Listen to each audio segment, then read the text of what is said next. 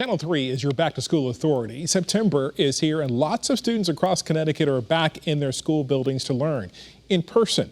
Here to talk about what the preparation was like to get to this point is Fran Rabinowitz. She is Executive Director of the Connecticut Association of Public School Superintendents.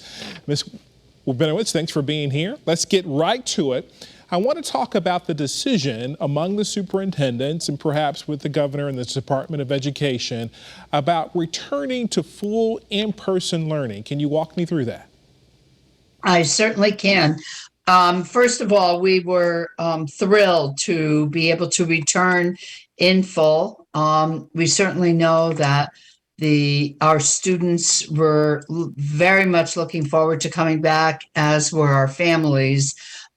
We take all of our guidance, as I'm sure the governor does, from the Department of Public Health, who felt that it was very safe to return as long as we follow the mitigating strategies, which every district is following right now. And thankfully, we have large numbers of our school staff are vaccinated, as are growing percentages of children in the 12 to 17 range. So we did feel that it was safe based on our local DPH, our state DPH, and the CDC guidance. In most cases, though, it eliminated the remote option. Can you explain why and what was the conversation among the school superintendents?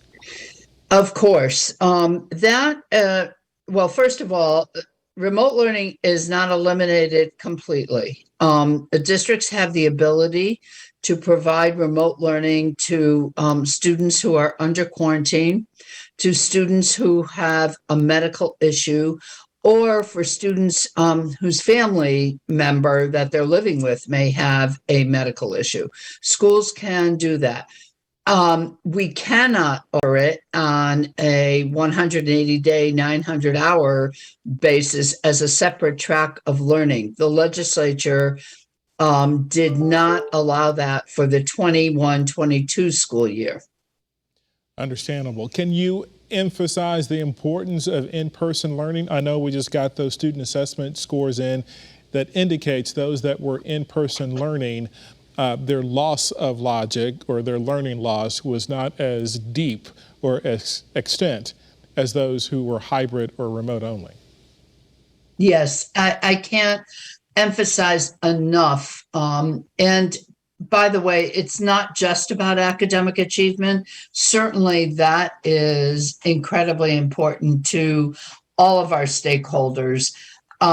And we know now, based on the data and based on the national data we're seeing, that students learn best when they're in direct contact with their teacher and in contact with each other. They learn from discussing issues together.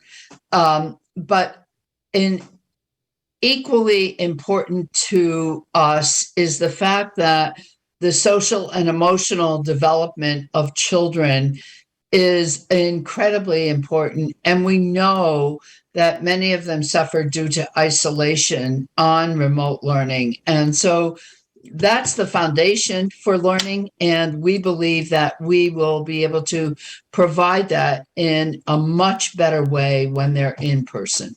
Let's continue with that theme, Ms. Rabinowitz. So explain social and emotional learning. Many school districts have hired extra staff just to make sure that this is implemented on a very intense basis.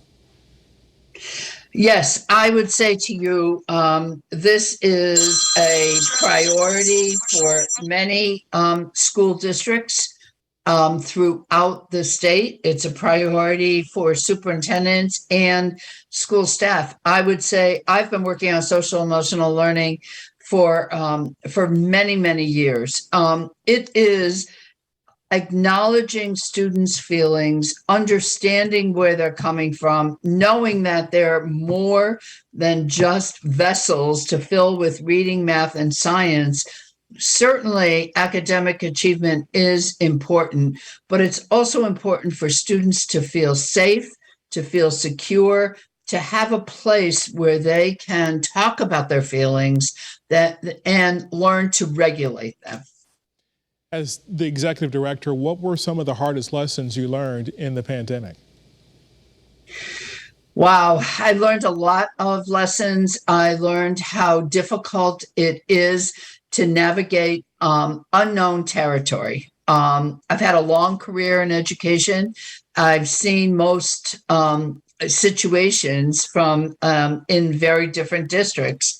However, this was brand new, and navigating that and trying in the best way possible to hold the interests of our students as paramount, and providing for them in spite of incredible challenges and obstacles, is something that I saw superintendents and school staff, teachers trying their very best to do. And I think we were able to do a great deal during this last year and a half that I didn't even think was going to be possible. I understand. I bet you're up late a lot of nights.